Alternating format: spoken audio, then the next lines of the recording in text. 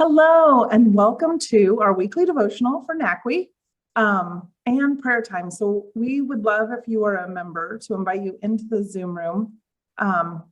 Just so you know, we record this session, but only this devotional time is pulled out and posted. The prayers you ask for and all that remains confidential, remains in the room. So let's go from there. So last week we were talking about planning and sort of this mix on how God works in planning and the leading of the Holy Spirit, right? Because there's so many people, like on one side will be like very planned out and God talks to them a month ahead of time. And some people, like my pastor who gives us on the tech team his sermon at 6:30 Sunday mornings, because that's when God talks to him and he finds, right, that if he plans it out, it all changes anyway, because God has been working. And so there's, we can get super legalistic into all of that. Like, no, you should plan, or no, you should let the Holy Spirit move. And neither one excludes the other, right? And so today I just want to say, we are going to this.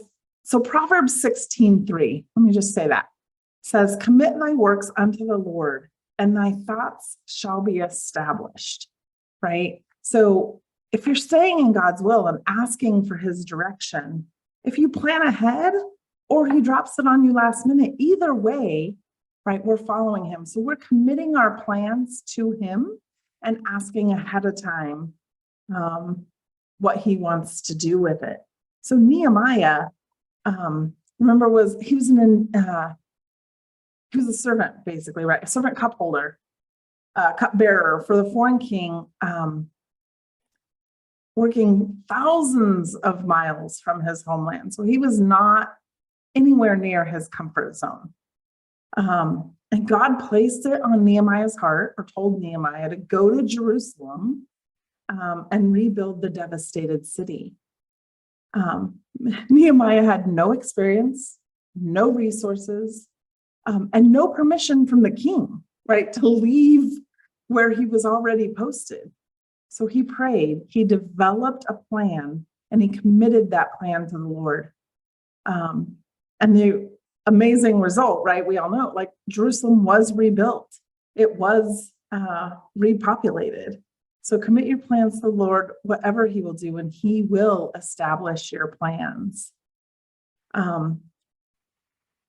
And we all know somebody, right, who said, well, God said, and who knows, right? Like, so we're just going to stay there.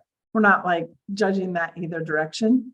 But also I would say that in Proverbs 15:22, I love the Proverbs. They're like full of all kinds of good stuff. But without counsel, purposes are disappointed, but in the multitude of counselors, they are established, right? We've heard this verse many, many different ways. Let me find the one that I typically like here, right?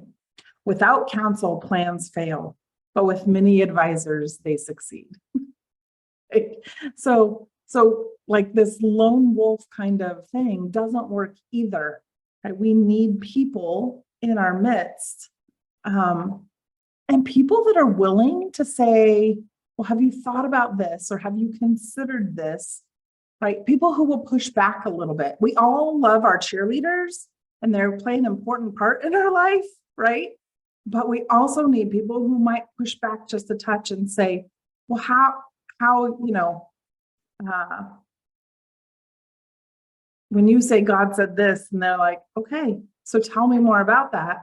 I think about when God said, you're taking NACWE, and I was telling Lindsay, and she's like, all right.